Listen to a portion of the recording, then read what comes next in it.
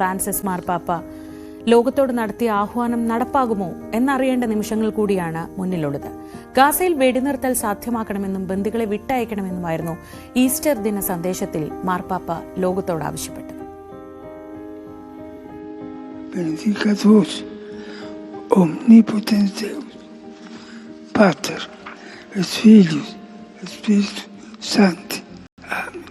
മരണത്തലേന്ന് Easter ദിന സന്ദേശത്തിൽ Francis മാർപ്പാപ്പ നടത്തിയ ആഹ്വാനം സ്വീകരിക്കാൻ ഇസ്രയേലും അമേരിക്കയും ഹമാസും തയ്യാറായാൽ മധ്യേഷ്യയിൽ സമാധാനം പുലരും. ഗാസയിൽ അടിയന്തര വെടിനിർത്തൽ നടപ്പാക്കണം. എല്ലാ ബന്ദികളെയും വിട്ടയക്കാൻ ഹമാസ് തയ്യാറാകണം.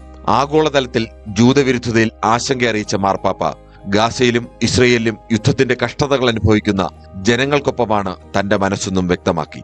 ഗാസയിൽ പട്ടിണി അനുഭവിക്കുന്ന ജനങ്ങളെ സഹായിക്കണമെന്നും ലോകത്തോട് അഭ്യർത്ഥിച്ചു.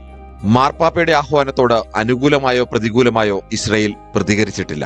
എന്നാൽ ഇസ്രയേൽ പ്രസിഡന്റ് ഐസക് ഹെർസോഗ് അനുശോചന സന്ദേശത്തിൽ ഇങ്ങനെ പറഞ്ഞു: മധ്യേഷ്യയിലെ സമാധാനത്തിനും ബന്ദികളുടെ സുരക്ഷിതമായ തിരിച്ചുവരവിനുമുള്ള അദ്ദേഹത്തിന്റെ പ്രാർത്ഥനകൾക്ക് ഉടൻ ഉത്തരം ലഭിക്കുമെന്ന് ആത്മാർത്ഥമായി പ്രതീക്ഷിക്കുന്നു.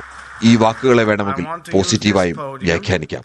To share my deepest condolences with the Christian world, the Catholic world, and with the Christian communities here in Israel, the Holy Land, and Catholics in the United States for their great loss on the passing of His Holiness Pope Francis.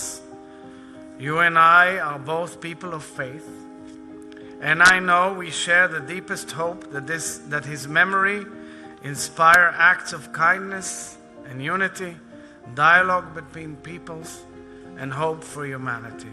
ജൂതവിരുദ്ധതയ്ക്കെതിരെ ശബ്ദമുയർത്തിയ pope എന്ന നിലയിലും Israel സന്ദർശിക്കുകയും Zionist ദാർശനികനായ Theodore ഹെർസലിന്റെ ശവകുടീരം സന്ദർശിച്ച ആദ്യ pop എന്ന നിലയിലും Israel ജനതയ്ക്ക് ഫ്രാൻസിസ് മാർപ്പാപ്പയോട് പ്രത്യേക അടുപ്പമുണ്ട്.